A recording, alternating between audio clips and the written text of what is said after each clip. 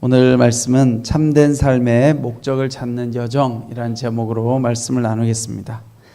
조던 피터슨이라고 하는 사람이 12가지 인생의 법칙이라는 책을 썼어요. 이 책의 핵심 내용을 보면 우리 인간의 삶은 질서와 혼돈 사이의 균형이다, 이렇게 우리 삶의 내용을 묘사하고 있습니다. 자, 질서란 무엇인가?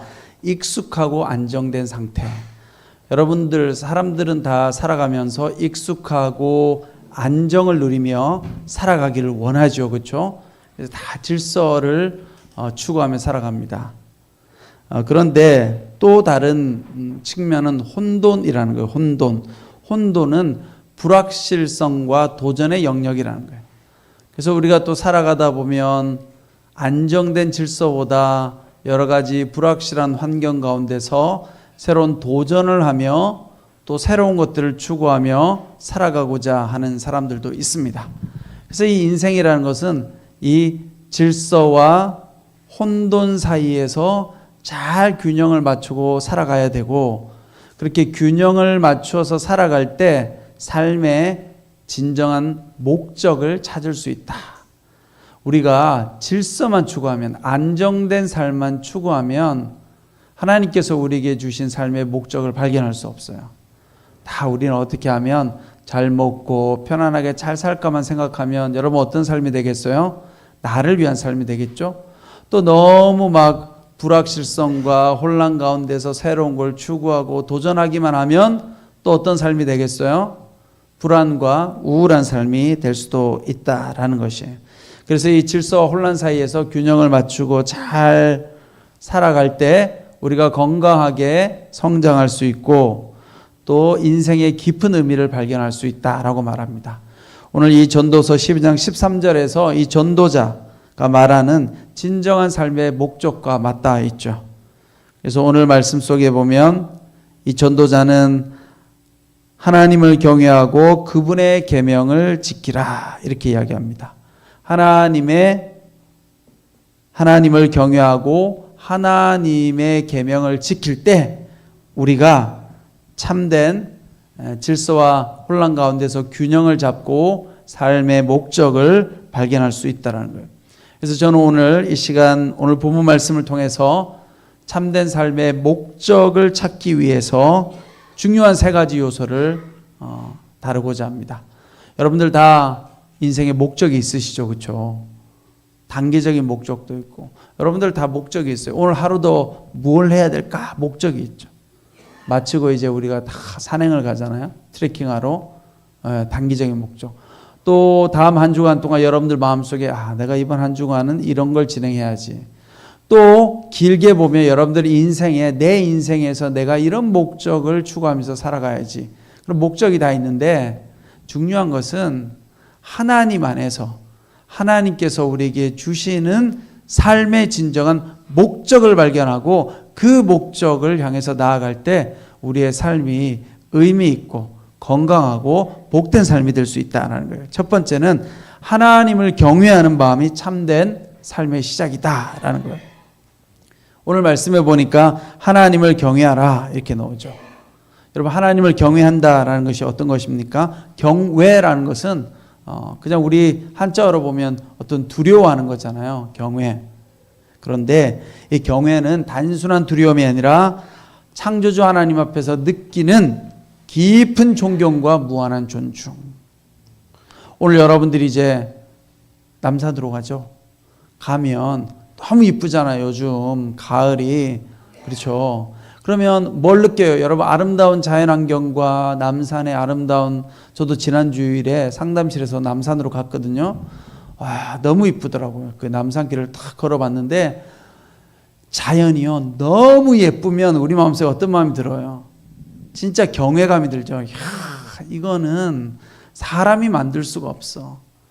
그러면서 우리는 하나님께서 정말 이 기가 막힌 걸 만드셨구나, 이런 경외감을 느끼면서 그다음 뭘 느끼게 되느냐? 하나님 앞에서 정말 나는 아무것도 아닌 존재이구나, 유한함을 느끼는 거예요. 이것이 바로 우리가 하나님에 대한 경외감이에요. 하나님의 위대하심, 또 하나님의 선하심, 그 앞에서 우리는 무한한 하나님을 존경하고 신뢰를 보내는 마음, 이것이 바로 경외의 감정입니다.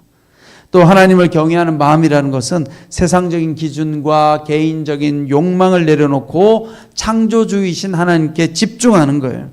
여러분, 우리는 살아가면서 하나님보다 무엇에 집중할 때가 많아요?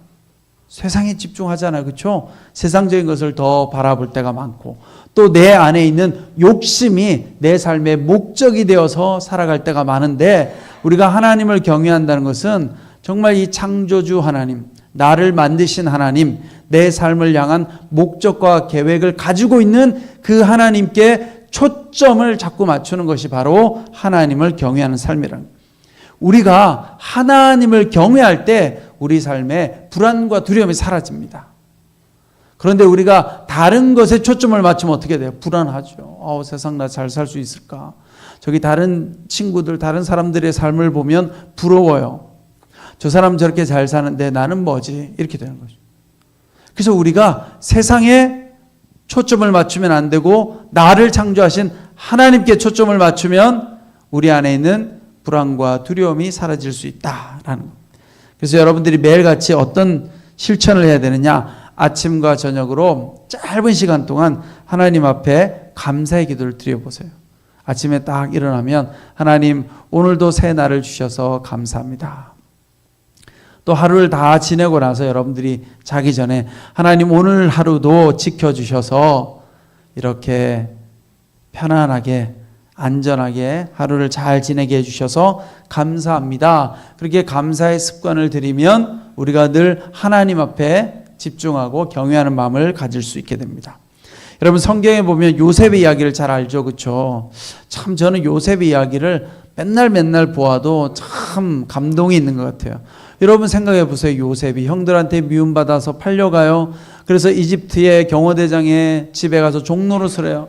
근데 거기서 억울한 누명을 또 씌고 잡혀가죠. 감옥에서도 꿈 해몽을 해주었는데 바로 풀려나지 않아요. 요셉의 인생을 보면 참 힘들고 어려운 삶이에요. 그런데 요셉이 잘했던 것이 있어요. 그게 뭐냐? 하나님을 경외했다는 거예요. 저 하나님께서 내 삶을 지켜주시고 인도해 주실 거야. 그런 요셉이 하나님을 경외했기 때문에 하나님을 향한 삶을 살 수 있었고, 하나님께서 요셉을 향한 목표가 뭐였어요? 목적이 이집트의 총리를 만들잖아요. 그래서 요셉이 이방인으로서 이집트의 총리가 되어서 자기 백성을 구원하는 역할을 하게 됩니다. 여러분, 우리가 하나님께 초점을 맞추고 하나님을 경외하면 하나님께서 여러분들을 지켜주시고 인도해 주신다는 거예요. 근데 하나님께 초점을 맞추지 않으면 내가 내 삶의 목적을 가지고 살아가다 보니까 어떤 삶이 돼요? 불안하고 두렵고 넘어지고 좌절하는 인생이 된다라는 거예요. 두 번째는 하나님의 계명을 지키는 삶이 참된 목적의 길이다. 우리가 소소한 인생의 목적을 많이 정하죠, 그렇죠? 오늘은 트레킹 가는 거. 또 다음 한 주간 동안 여러분들 삶에 중요한 여러 가지 목적이 있죠. 그런데 그 목적이 하나님께서 인도하시는 목적인지를 어떻게 알 수 있느냐? 하나님의 계명을 지키는 삶이 우선적이면 돼요. 하나님의 말씀, 하나님의 명령을 지키기 위해서 살아가면서 내 삶에 주어진 일들을 감당하다 보면 거기에 뭐가 있어요? 하나님께서 계획하신 참된 삶의 목적이 이루어진다는. 오늘 하나님께서 우리에게 지키라고 주신 명령이 무엇이냐? 하나님의 계명이 많잖아요. 하나님께서 주신 계명의 핵심 내용, 예수님께서 요약하신 핵심 내용이 뭐죠? 요 딱 두 가지를 지키면 되죠. 첫 번째는 그렇죠. 하나님을 사랑하라. 이게 성경에 나오는 10계명과 모든 율법을 딱 압축하면 딱 하나예요. 하나님을 사랑하라는, 하나님을 사랑하게 만들기 위해서 성경에 많은 율법과 계명을 준 거예요. 또 하나가 있죠. 뭐죠? 그렇죠. 이웃을 내 몸과 같이 사랑하라. 그러니까 성경에 주어진 모든 율법, 모든 계명의 핵심은 뭐예요? 하나님을 사랑하도록 만들기 위해서 계명을 주신 거예요. 또 하나는 우리 주변에 있는 이웃들, 사람들을 사랑하며 살라고 주신 것이 성경 말씀의 핵심이에요. 오늘 우리가 예수님을 믿고 믿음 생활을 하는 목적은 뭐냐? 하나님을 잘 사랑하고 또 우리의 이웃들, 사람들을 잘 사랑하며 살아가는 삶이 성경의 계명의 핵심인 거예요. 우리가 그것을 잘 추구하고 살아갈 때 우리가 어떤 길을 걸어갈 수 있어요? 하나님께서 인도하시는 참된 삶의 목적을 이룰 수 있다라는 거예요. 자, 우리가 하나님의 명령을 지키며 살아갈 때 우리 삶 속에 여러 가지 질서도 있고 또 혼돈도 있다고 이야기했죠. 우리가 이 하나님의 계명을 지키다 보면 안정된 질서 가운데서 이웃을 사랑할 수가 있어요. 그렇죠? 근데 또 역설적으로 하나님의 계명을 지키기 위해서는 때로는 우리가 안정된 질서를 벗어나서 삶에 뭐가 필요해요? 도전이 필요한 거예요. 때로는 혼란스러울 수도 있어요. 여러분들이 안정된 삶을 깨고 도전하고 이웃을 섬기고 사랑하고 이 땅 가운데 정의를 이루기 위해서 살다 보면 때로는 우리 삶에 여러 가지 힘든 일들이 닥칠 때도 있죠. 중요한 것은 하나님의 계명을 잘 붙들고 나아가면 하나님께서 그 계명을 지키는 삶 가운데 우리에게 질서와 안정도 주시고 때로는 도전할 수 있는 믿음도 주셔서 우리가 잘 감당할 수 있게 된다라는 것입니다. 그런 점에서 여러분 모두가 하나님을 사랑하고 이웃을 사랑하는 삶을 살게 되시기를 바랍니다. 다음 한 주간 살아가면서 여러분 그 고민하시면 돼요. 내가 이번 한 주간 어떻게 하나님을 사랑할까? 내가 어떻게 행동하는 것이 하나님을 사랑하는 삶일까? 또 하나는 내가 어떻게 행동하는 것이 내 이웃을 사랑하는 삶일까? 한마음에서 어떻게 하는 것이 한마음에 있는 분들을 내가 사랑하는 방법일까를 생각하고 살면 하나님께서 우리 삶에 때로는 안정도 주시고 질서도 주시고 또 때로는 혼란 가운데서 그것을 이길 수 있는 새로운 힘도 주신다라는 거예요. 가이드 포스트에 이런 내용이 있는데 한 여성이 직장에서 매우 불공정한 대우를 받고 또 어려운 상황을 겪고 있었다고요. 이런 일들은 많죠. 그렇죠? 우리의 일상에도 많이 반복돼요. 여러분들도 겪을 수 있는 일이에요. 직장이든 어느 공동체에서든 내가 불공정한 대우를 당하는 것 같아요. 그래서 속상하고 여러 가지 힘든 상황이 있을 때가 있죠. 그럴 때 많은 사람들이 어떻게 해요? 마음속에 분노를 가집니다. 복수하고 말 거야. 어떻게 하면 내가 저 사람한테 복수할 수 있을까? 보통의 사람들이 이런 마음을 가지죠. 여러 가지 어려움이 생기고 갈등이 생기면요.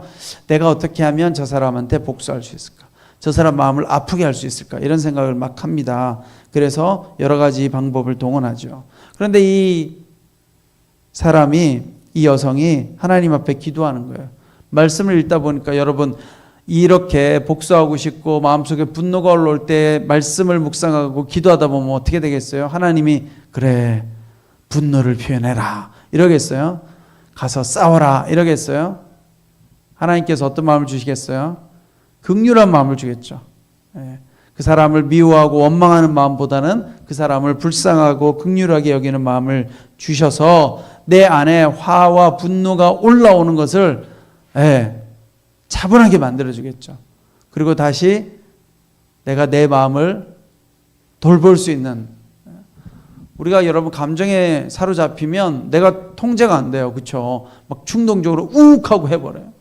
우욱하고 해버리고 나면 그 다음에 후회하죠. 시간 지나면. 그런데 그때 하나님께서 나에게 깨달음을 주시는 거예요.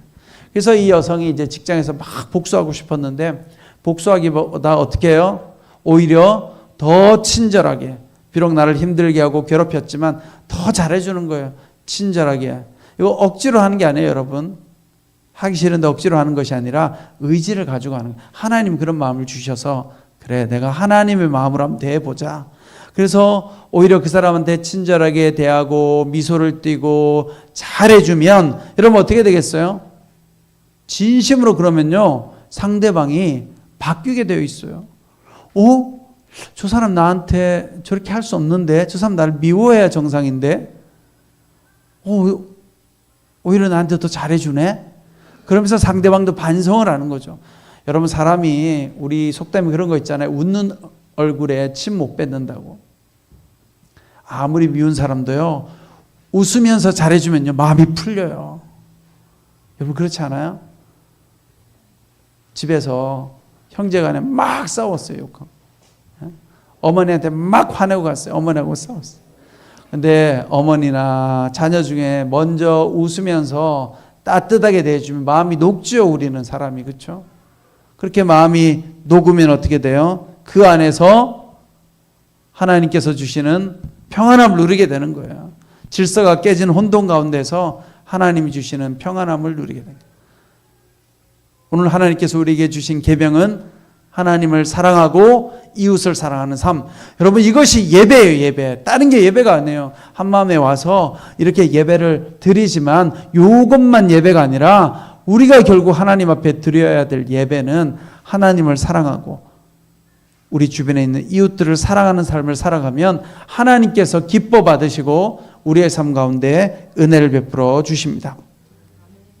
그래서 여러분들이 계명을 잘 지키고 예배를 잘 드리면 우리 삶 가운데 질서가 있어져요. 질서가. 혼란스러운 삶이 질서가 잡혀져요. 내 삶이 날마다 혼란스럽고 뒤죽박죽인 것 같다. 그러면 여러분들이 한번 생각해 보셔야 돼요. 나는 정말 하나님 앞에 잘 예배하고 있는가? 예배가 또 뭐예요? 하나님의 계명을 잘 지키고 있는가? 하나님의 계명을 지킨다는 건 뭐예요? 하나님을 정말로 내가 사랑하고 주변의 이웃들을 사랑하며 살아가고 있는가? 여전히 내 마음속에 누구 미워하는 사람이 남아있지 않는가?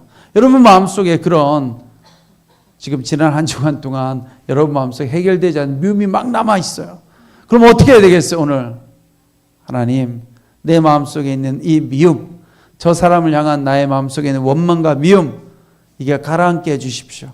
그리고 하나님 저 사람을 불쌍하게 긍휼한 마음을 가질 수 있도록 도와주십시오. 그렇게 할 때 하나님께서 우리 마음 가운데 평강을 주신다는 게. 마지막으로 오늘 말씀해 보니까 사람의 본분을 따라 사는 삶이 진정한 삶이다. 본분을 지켜야 되는 거예요. 오늘 솔로몬은 이것이 모든 사람의 본분이다 라고 이야기하죠.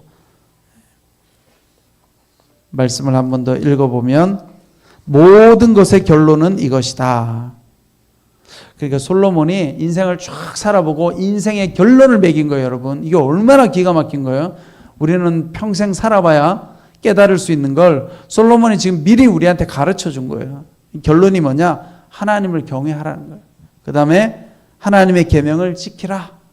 그런데 이것이 무엇이냐? 이것이 바로 사람의 본분이다. 여러분과 제가 이 땅에서 해야 될 삶의 목적이라는 거예요. 목적. 우리가 추구해야 될 목적은 하나님을 사랑하고 하나님의 계명을 지키고 그렇게 살아가다 보면 그 삶 가운데 하나님께서 질서도 주시고 또 혼란과 어둠 가운데서 그것을 하나님께서 균형 잡히도록 만들어 주신다라는 거예요. 그럼 우리의 본분에 충실하려고 하면 어떻게 해야 되느냐? 우리 각자에게 주어진 역할과 책임을 잘 감당해야 돼요. 여러분들에게 역할이 다 있죠. 그렇죠? 직장이 있을 수도 있고 꼭 직장이 아니어도 교회에 오면 순장의 역할도 있고 우리 찬양팀의 역할도 있고 다 역할이 있어요. 여러분 우리가 세상 살아가는데 역할 없는 사람이 없어요. 그런데 그게 별로 내가 볼 때 커 보이지 않고 보잘것없는 것처럼 보일지라도 누가 별로 알아주지 않은 것 같을지라도 나에게 준 역할을 최선을 다해서 감당하면 하나님께서 보고 계신다는 거예요. 여러분 하나님께서 복을 주세요. 근데 많은 사람들은요 사람들에게 보이는 큰 역할을 하기 원하고 또 사람들에게 찬사와 칭찬을 받기 원해요. 그게 없으면 서운해요. 건강한 사람은 사람들한테 별로 원하지 않아요. 그냥 내 존재로서 내가 그 역할을 감당하는 것이 기쁘고 즐거운 거예요. 여러분 내가 이거 했는데 누가 알아줘야지. 왜 안 알아주지가 아니라 그냥 내가 그거를 잘 감당하는 게 행복하고 즐거운 거예요. 그래서 여러분 마태복음 25장에 보면 달란트 비유가 있잖아요.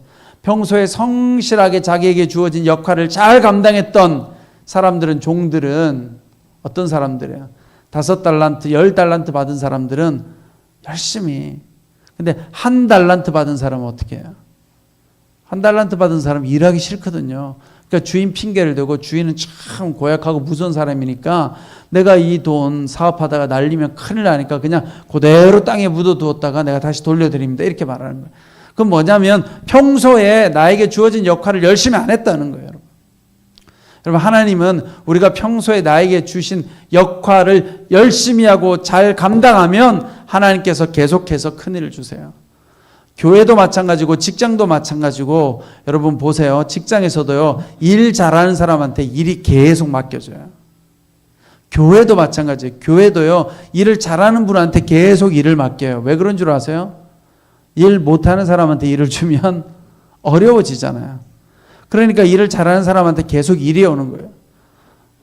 여러분들에게 일이 계속 오면 기뻐하세요. 아, 내가 일을 잘해서 일이 계속 오는구나.